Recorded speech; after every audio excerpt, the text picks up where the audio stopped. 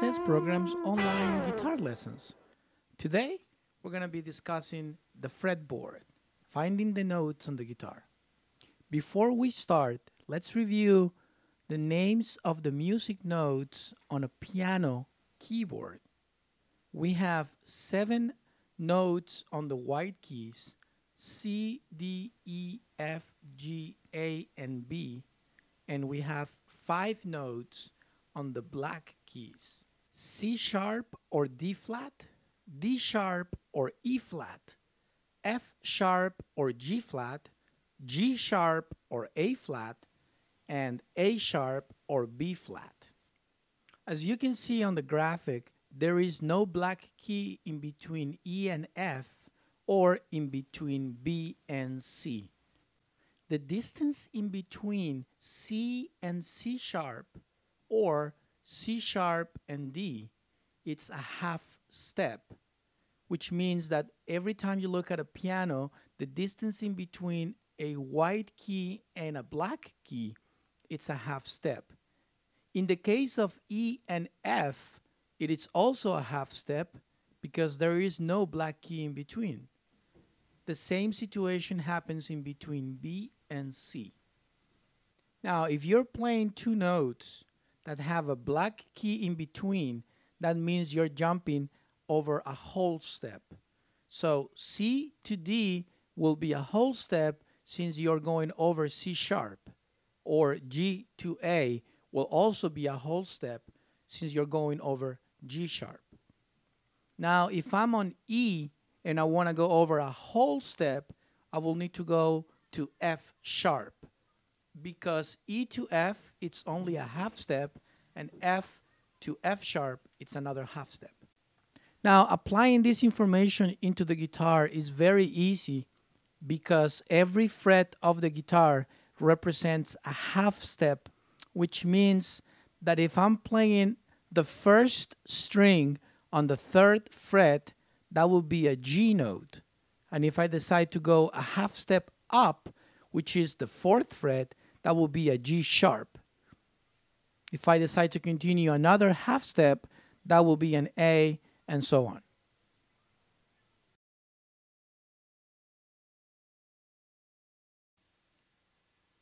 Now let's talk about the notes on the guitar. Being able to find any note on any string of the guitar is essential for a player. We're going to start by memorizing the C major scale on the guitar, or the C natural scale, which contains the 7 natural notes of the music language, which are C, D, E, F, G, A, and B. These notes are also the white keys on the piano. Now, I'm going to use the guides on my neck. And as you can see, I have a guide on the 3rd, 5th, and 7th fret. I'm going to start by memorizing all the notes within the first 7 frets. So if I play the 3rd fret on the 5th string, that's a C. Then this is a D. And then this is an E. So on the 3rd, 5th, and 7th frets, I have the first 3 notes of the C major scale: C, D, E. If I go down 1 string, same frets, I have F, G, and A.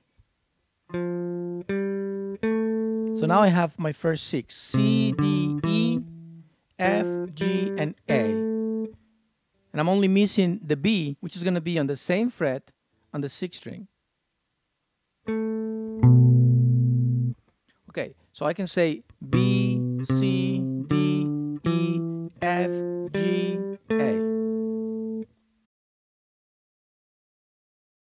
Now the guitar has this great feature where you can play the same sound in different places of the neck.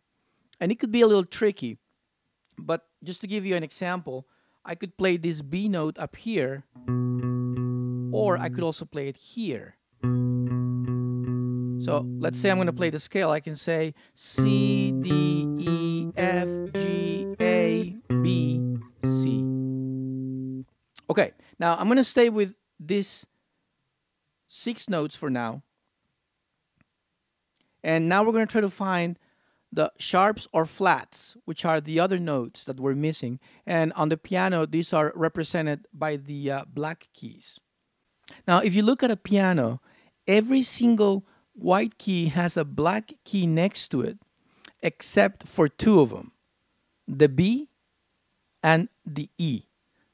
So that means that every single note that I learned here is going to have a sharp note next to it to the right, except B and E.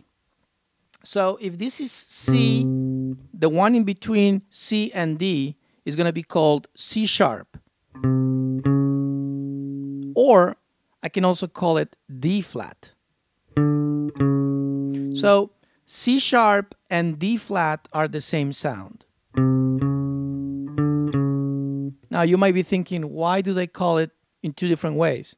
Well, eventually at some point in music, you're going to need to call it 2 different ways because things are going to get a little complicated. Okay, so now we have C, C sharp or D flat, D, D sharp or E flat, E, E to F, no sharp or flat, F to G, I have F sharp or G flat, G to A, I have G sharp or A flat,